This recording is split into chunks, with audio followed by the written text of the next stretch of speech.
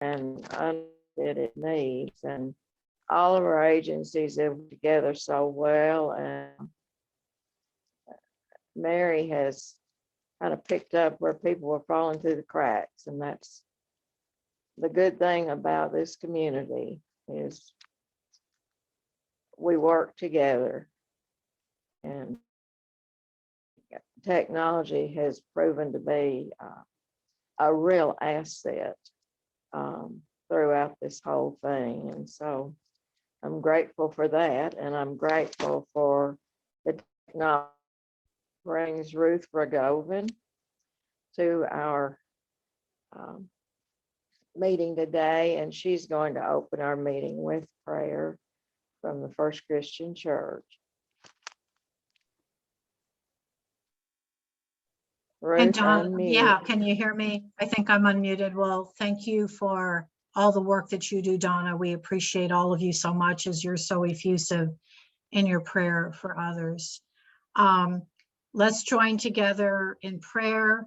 It's a virtual space, but within Christianity and all the other faith traditions, we are connected spiritually. So we are indeed in a spiritual space. Loving, magnificent God, we come to you on this beautiful winter morning in the aftermath of a once in a century storm. And as Donna said, it is so encouraging to see how Murray and Calloway County come together in these times of difficulty, as we saw specifically through the Calloway County Collective and all of the many people and organizations who rallied to help those in need. This community truly embodies a compassionate and loving spirit through the big wide open hearts and hard work of everyone here, the organizations that they represent, and so much more. We pray that you would continue to guide the CUBS group as they find ways to connect, and our community as a whole, as we seek to build your kingdom, God, on earth, which is characterized by mercy and justice. We thank you too for all of the many, many blessings in our lives, including each new breath we are privileged to take. And we lift up this prayer in your name, Jesus. Amen.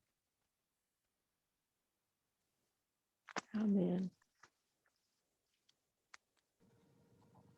All right, thank you for that. Like Donna said, thank you all for being here. I think this is the largest group we've had on our virtual meetings so far. So that's kind of exciting. This is our third virtual meeting since all this COVID stuff started, but it seems to be going well. Just as a reminder, we do record the meeting. So if there are people that you know of who were unable to join in, this will be available on our YouTube channel, and we will send the link out via email a little bit later this week once we get the recording all finalized. So to start us off today, we have a couple of exciting things that we're going to be learning about. The first is the KYNECT program. And Gerald Washington is here. Actually, it looks like he just stepped away. Gerald, are you here? All right, maybe not. We'll start without him. So Gerald connected us with the United Way of Kentucky. Oh, there's Gerald. So Gerald, I'm going to let you introduce the group that you have with you and turn it over to you all for a presentation about KYNECT, if that's all right.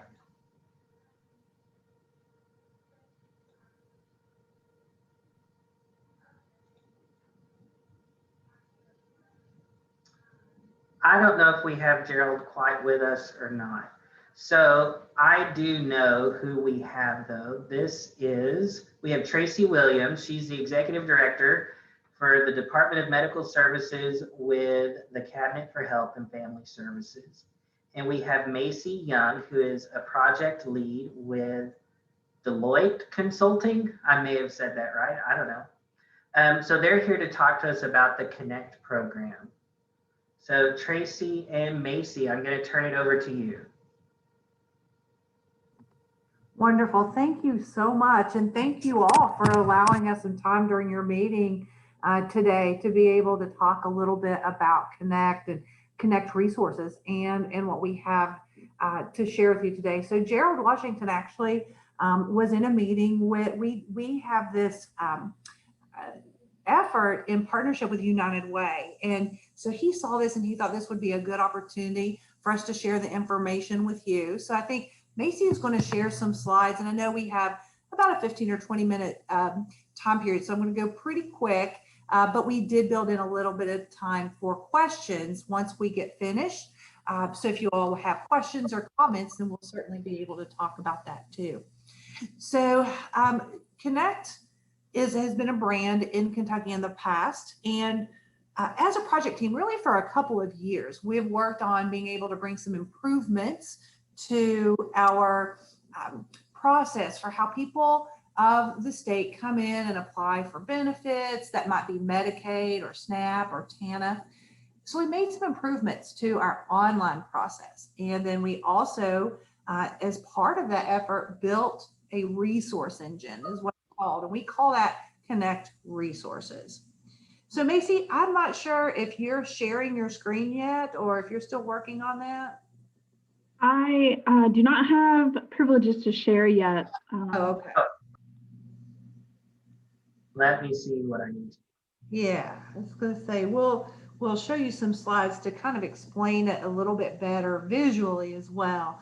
And the thing that just really struck me is while you all were starting your meeting and just the sense of community that you all feel and participate in, we think that KYNECT Resources will really fit nicely into top of a base that you all have, because it really has allowed organizations to work together, and it really has, put together a location for residents to go and find those types of helps in their community. So again, this is called KYNECT Resources. One of the things I want to say first is you are welcome to go and visit this website. This website can be found at connect.ky.gov, and you can actually get to KYNECT Resources from that location, or you can go to connect.ky.gov/resources, and you'll land right here on this page that we're showing you right now. And what KYNECT Resources does, there's a couple of different users. I'm going to start with the resident users who come in and browse and look for help, basically in their area. There's a couple of other things they're able to do if they log in that we'll tell you about. But it's also a site where community partners can, one, use this platform as a directory, but also have some login capabilities that gives you some tools.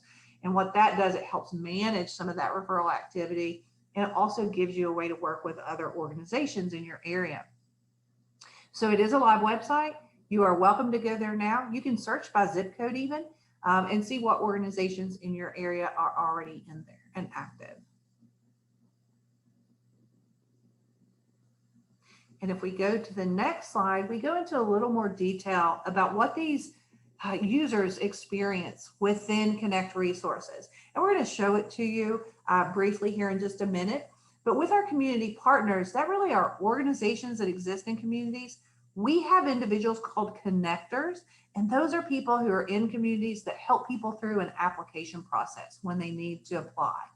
And then also our Department for Community-Based Services, those are locations that people go to be able to apply for benefits. And then there's some necessary activities to maintain those benefits. And so that staff also, we consider them community partners and users of KYNECT Resources. And what this does is it really helps those organizations work with residents to be able to create referrals on their behalf or be able to receive referrals from other organizations. And it just is a way to connect those things directly. So if I am working at DCBS and someone I am working with needs a certain service, I can make that referral in the system, and that organization I made the referral to is going to get notified that somebody needs their help. We also offer some information within KYNECT Resources about residents. And this is something really unique to KYNECT Resources, and we'll show you what that looks like here in just a moment. There's also some reporting capabilities for community partners. So you as an organization, if you're using KYNECT Resources to manage that referral activity, there's some dashboards and reporting that shows you some metrics and statistics that may be helpful to you. And also just being able to maintain an accurate informational directory in partnership with United Way. So we know that United Way 211 has done wonderful things in their communities, being able to offer some of these supports, but it's also our partner in being able to maintain this database. We worked with all kinds of different partners to determine what those needs were. And it seemed that there was just a lack of a single directory that stayed up to date throughout that process. So this was part of the information that we used when we built this system. Next, I want to talk a little bit about Kentucky residents. We've had a lot of visitors to the KYNECT Resources site already, and this is a place where residents are going and they're looking for help in their community. And it may have to do with food supports or housing or even employment and health. There's all kinds of different resources for them to browse through, and it puts it all in one place. So if I'm a resident in need, and you mentioned the weather events that we've had, of course, with COVID, there are more people than ever who are looking for help, and many of those people have never had to find help before. And so being able to put this all in one place rather than having to go to several different organizations to find that is very helpful for the resident to be able to connect to that in a quicker way. There are also some tools within the system that allows residents to complete an assessment, and that probably get some results on that as well. And then, of course, there are some consents that are required. So if you're going to be an organization that works with residents, there's an easy consent process just to make sure that they have the ability to approve or decline someone having access to their information.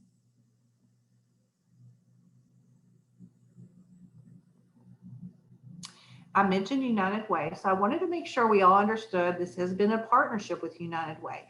We have worked with them to make sure that, and they provide the data, meaning the organization information, the location, what resources they offer. So this partnership with United Way, they're definitely part of that process. We also use information in our database from the state's IEES system is what we call that. It's the Integrated Eligibility and Enrollment System. This is where residents who apply for support benefits in the state, this is where that application is. So we're able to share information about those residents in KYNECT Resources to community partners who have onboarded and are using the system.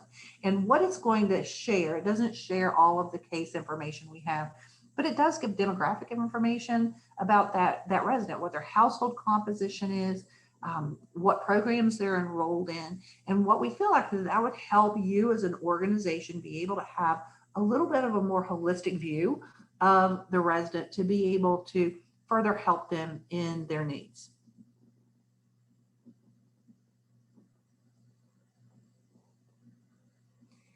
And this is what that really translates to. This is what we call the one view screen. So as a community partner, once you onboard into KYNECT Resources and you're using this system, if you're working with Tracy Williams and you have my consent, this is the screen that you would be able to see about Tracy Williams. From this screen, you're able to send me emails or text messages. You're able to create referrals for me, and you're able to see contact information. You're also able to look at some social determinant of health information. That's basically a scale of what areas am I stable and what areas am I more at risk, and being able to help identify those things. Also, that eligibility information is displayed on this screen. If I'm enrolled in SNAP or TANF, childcare or Medicaid. And the reason that this was important for some organizations, if I'm providing rent assistance as an example, sometimes I may have eligibility requirements myself as an organization. And oftentimes there were some organizations that there was quite a process for that individual to have to provide proof that they were enrolled in Medicaid. And this is a way to provide that and eliminate some of those steps. Again, trying to reduce barriers for those residents who are seeking that type of support. There's also a notes field. So I can add notes that may help me help the next organization work with me. So if I am in need of rent assistance and your organization creates a referral based on that information that I've shared with you, and maybe you want to add a note about some other needs or about some supports that may be beneficial, you can add that, and those notes would then travel with that record to the next organization. So it just gives you a way to have a secure communication platform as well as a secured location for the notes. Now, I will note that, we, in part of our training, explains that we don't want personal information here. It really is notes that would be shared between community partners to really just help further support that resident as they seek the help that they need. There's also household information on this screen. You would be able to see a household composition of who is within that household and what the ages are and what the relationships are. And then I mentioned being able to view and track referrals that are either coming into you or that you're sending out. So this is a workspace. It works kind of like an inbox and an outbox. And then there's also a dashboard that's specific to your organization that helps provide you some metrics based on that activity, as well as being able to manage and add staff. So if you have several staff, say you are an organization that has several staff members, you can add additional staff to be able to help manage this, this activity, and being able to add resources.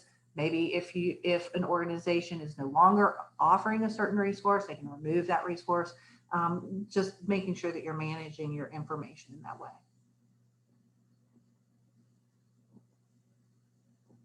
With that, Macy's going to show us really quickly a quick look at the system. Absolutely. Thank you, Tracy. Give me just one moment to get the site pulled up. Okay, so I think oh, would you close?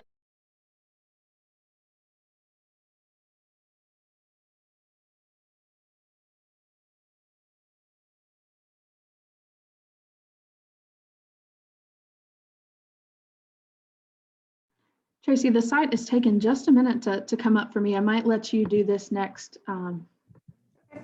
onboarding screen, and then we can circle back to that. Okay, that's fine.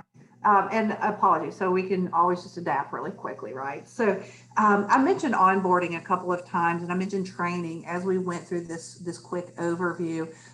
There is an onboarding process for organizations, and it starts with claiming your site on KYNECT Resources. Macy's going to point that out when we get the site up to show you where you get started. Once you click the link to join, you just simply find your organization in the system, and then we will trigger an email to you. And what that email does is it invites you to create a COG account. COG stands for Kentucky Online Gateway. And this is somewhat of a secured login. So imagine if you've ever created a banking login or online secured login for something along those lines. It really just is a way to verify that you are who you are. And once you've got that created, then it is going to send you forward to complete the final onboarding, which includes system training. So it's brief training. It takes maybe 15 minutes for some folks, maybe a 5-10 minutes longer for others. But it really just goes over the programs as far as the state programs. Since we do display the Medicaid information, et cetera, we want you to be aware of those programs, very high level. Also being able to complete some system training, how to navigate, where to go to add staff, and that type of topic. And then lastly, the privacy and security is such an important aspect. Being able to share the information we're sharing, we do ask for privacy and security training to be completed so that, of course, we're all aware of ensuring that we are protecting individuals' information the way we should and using it in an appropriate manner. We also have all kinds of support materials along the way. There's a very detailed quick reference guide. There's a step-by-step video. for how to onboard, and then FAQs and other documents. And those are all on the site. So you can go on today, look for your organization, and be able to start that process on the website today. One thing I will note is if you're not in the system, so if you go and you search for your organization and it doesn't exist in the system, we ask that you dial 211 and they'll be able to help you get added.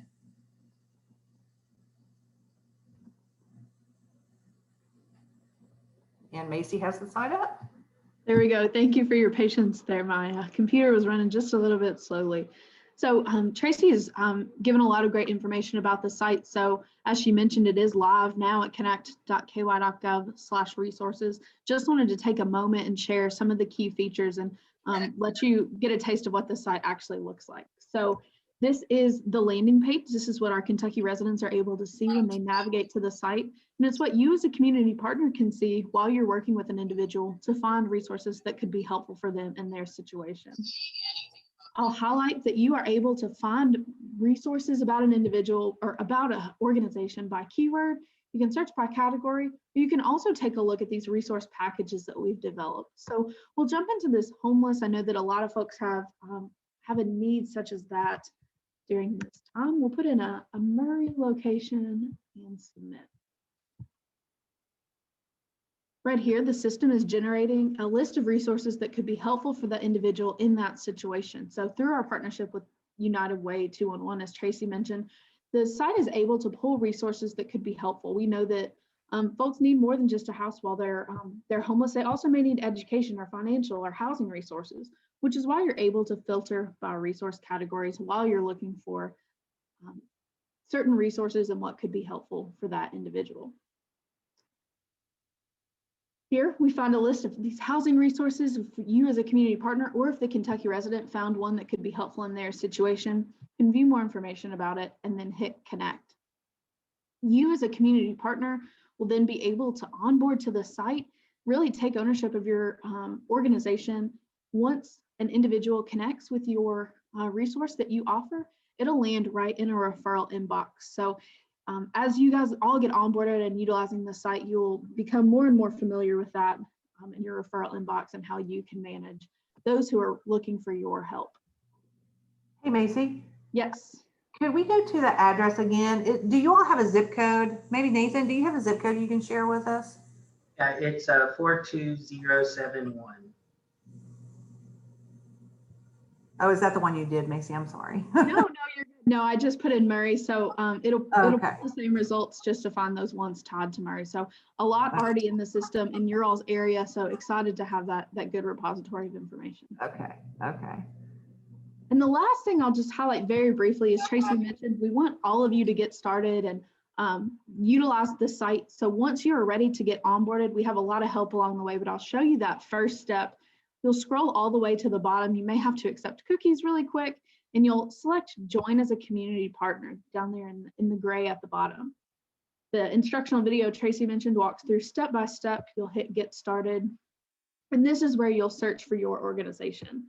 Once you find your organization, confirm that that is the name and the address and all of that good information. You'll hit select. Once you fill out this form, it is sent to the United Way for approval, and then you'll be able to complete the remainder of the process. Just wanted to really highlight quickly exactly what you'll see on the site. Would encourage each of you to take a moment to browse and look at all of the resources offered in your area. But just in the interest of time, I'll turn it back over to Tracy just to wrap it up and see if there's any questions. That's wonderful. Thank you so much. So with that, we wanted to make you all aware of some ways we can help support you as a team. So Macy and I work together to try to make sure that we're making people aware, but then also helping them with information along the way. We have something we call Bridge Line. It's kind of like open office hours. We have one scheduled for the 25th on Thursday. So that's going to be something where we just have just some open time. If there are any questions that you have, if you're having any issues with onboarding, this is just a time to come to the team and ask questions. So we do that through Zoom because That's just the easiest way in today's world. And so that is tomorrow from 12 to 1:30. And we can share this, this presentation with you all so that you have that. Also, we have a newsletter that we're sending out monthly. The next one's going to go out on March 17th. And what that does is we're sharing with community partners information about the metrics we're seeing, you know, how many visitors we're having, how many referrals are being made and closed, and then also being able to share upcoming system changes and that sort of thing. So if you'd like to be included in that newsletter distribution, you are welcome to let Macy or I know. We also are doing one-on-one site visits. So of course we can't get out and come visit with you all under current conditions, but we are happy to schedule time one-on-one with your organization. Maybe you have some others in your team you'd like to have us present the full overview, give you some more system information. We have an email for Macy here on the screen that you can get that scheduled. And then also we mentioned that there's more information on our site. We also have some of those resources listed on the Department for Medicaid Services website as well.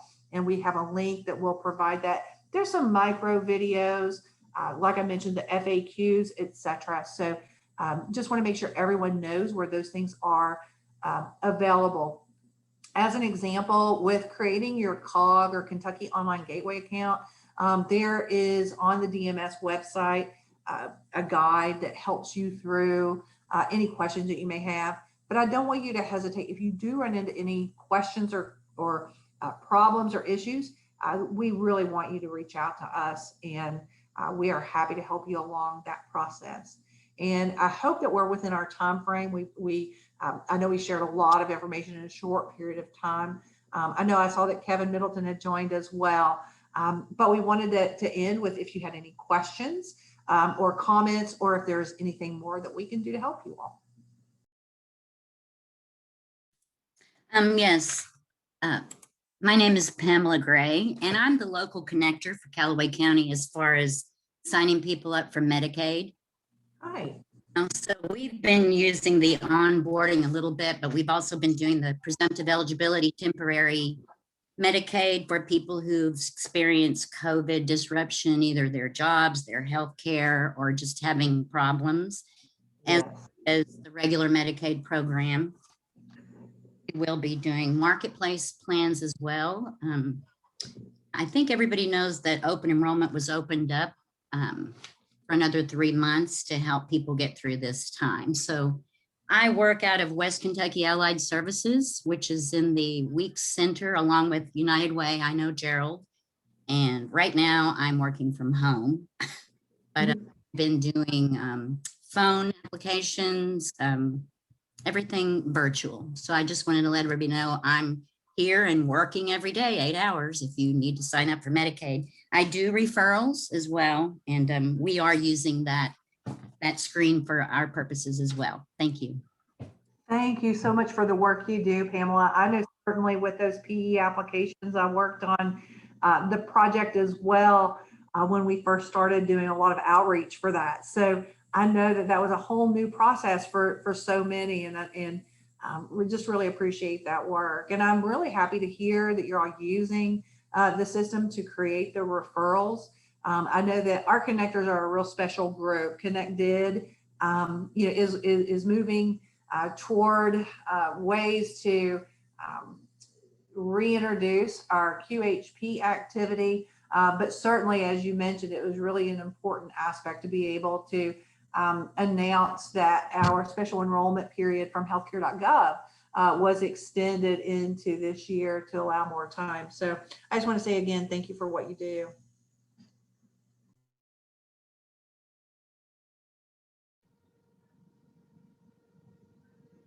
All right, Tracy, we are kind of out of time, so we have another group that's going to speak for just a few minutes. So thank you both for being here, and Kevin and Gerald for helping get this together. I think this is some great information. I do just want to say one thing to CUBS members. Don't think of this as just another directory that you've got to get on and update your information for. We do have the CUBS directory here locally in Calloway County. But the difference between this and that is this is statewide and it's going to be pushed out to a whole lot of people. So you want to make sure that you get your information on there and you get it correct. And then also just the collaborative piece to where you can do the referrals with other agencies is going to be great. So again, thank you all for being here. And with that, we are going to move on to Danielle Schwetman with the FRYSC. Danielle, I can't remember which school you work at. You're at the middle school, right? Yeah. So yeah, this month was the 30-year anniversary for the FRYSC offices here in our area. So we thought it was appropriate to get somebody to come in and just share with us a little bit about what they've got going on and kind of how we can help support them. So Danielle, I'm going to go ahead and turn it over to you. Okay, and thank you all so much for having us. I am representing the Family Resource and Youth Service Centers from Calloway County. I work at Calloway Middle School, and I'm with Michelle Hansen, who covers elementary schools, Jan Wilson, who covers elementary and preschool, and then Lisa Hayes covers our Calloway County High School. Our Murray Family Resource Center and Youth Service Centers are Morgan Carmen and Jane Ann Turner.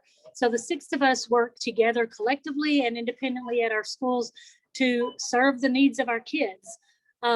Way back in the 90s, there was this whole Education Reform Act pushed out, and that may be before some of your time. But statewide, the legislators saw a need to have a school-based resource that would link the needs of the students and families to the resources available to them in our communities and around us. And so that was the birth, in a nutshell, that was the birth of Family Resource and Youth Service Centers. And you'll hear us referred to as the FRYSCs, but that's what that stands for. But according to the Murray and Calloway County girls, that is pretty applicable to the 6 of us. So we are a fun bunch of ladies but our primary goal is to, like I said, meet the needs of kids right where they are. We will do things, we will meet individual needs, such as helping them with seeking medical attention or getting eyeglasses or things like that. We do things as easy as making sure they have the school supplies they need, making sure they have the clothing they need. We will work with our families and our homes to make sure. I'm sorry, I'm at Kroger today because we are doing a food program today at Kroger, so I'm easily distracted. But we take care of basic needs for the home. We take care of, groceries and food items and those kinds of things as well. I used to have a guidance counselor at Calloway Middle School that when he introduced me to new students or new families, he summed it up by saying, "This is Miss Schwetman. She's the school mom." And so that's how I like to think of myself, is I take care of those things that are non-classroom related, but those things that might be a barrier to a student getting his or her education. And so you can think of your own time in middle school, elementary school, high school, whenever there were those kids who had everything they need. They had all the resources, they had the support of parents, but then there are those kids who do not have those things. And it is our job to help level that playing field. We want every kid to have every opportunity to be successful. And so if that means making sure that the lights stay on so that they can get their homework, or making sure they have that Chromebook to get their virtual assignments done, in a COVID year, that's what we've been doing. So most of the kids, and I'm going to speak for Calloway Middle School specifically, I would say 85–90% of the students don't realize what we do on a daily basis. They just know, oh, if you need help, go see Ms. Schwetman. So they don't really understand the scope of the work, and we like it that way just because we try to keep our services confidential, and again, based on the needs of that family. We will do home visits. We just do all kinds of things. So we do individual programs, but we also do group programs, school-wide things. And that's what we're doing today. We are the ones that do the Christmas programs, Laker Christmas, and Tiger Christmas. We work, with our Murray friends to make sure that the Christmas needs are met. But today, because our community is so great and they gave so generously in a COVID world, that Calloway County schools had some extra funds left over from our Christmas giving. And so those same families, we have invited them to Kroger today, and Kroger is, we are giving them all a shopping spree for the family groceries right now. So we are here, we've got about 300 families who will be checking in with us today and tomorrow to get a little perk of groceries during this little stretch. It's amazing. It's an interesting job and a frustrating job all in the same breath. I love my job because I get to physically meet the needs of kids. I get frustrated at my job because I can't physically meet all the needs of the kids. And so I just wish I could wave my magic wand and fix all their families. But we do what we can, and we are so grateful to be a part of the Murray and Calloway County community because of folks like groups like this, group like CUBS, our churches, our helping agencies are so great and partner with us to make sure the kids' needs are met. And we couldn't be more blessed in our part of the state to be able to work with that. And so that's really all I have. I know we're on a time crunch because I've got to get back over there and help bag some groceries. But thank you for inviting us as we celebrate our 30 years. And I know the other FRYSC girls, I can speak for all 6 of us collectively, that we are so grateful for our CUBS connection. All right, thank you, Danielle. I know you've got a million things going on right now, so thank you for taking the time to just talk to us. Thanks for having us. And I wish we could do like a big round of applause for you, but can't really do that. But y'all do great. As the kids say, we're sending you good vibes. I see you guys. So, all right, well, before we end today, I have a couple of kind of exciting announcements for you. As the steering committee has met over the last several months, we've talked about, through COVID, we've learned a lot. And we know that one of the things that we want to make sure that CUBS does for you is provide valuable resources. So we have a couple of things that we're going to be rolling out in the next month or so. One of those is that we know a lot of our CUBS agencies are required to do continuing education or ongoing training, or whether you're required or not, sometimes you just need some more information so that you can do your job to the best of your ability. So each couple of months, I think is what we settled on, we will have some virtual workshops that you can take part in that are completely separate from our CUBS meetings. And those workshops will focus directly on resources that you can utilize in your organization. So the first one is actually going to be a verbal de-escalation and crisis intervention training that we will be doing in the month of March. I don't have the exact date pinned down yet, so watch your emails for that. But the title of it is De-escalate anyone, anytime, anywhere. So anyone who works with the general public, which is everyone in this room, can find something of value in this training. So I would encourage you all to take part, and we will be doing that one virtually.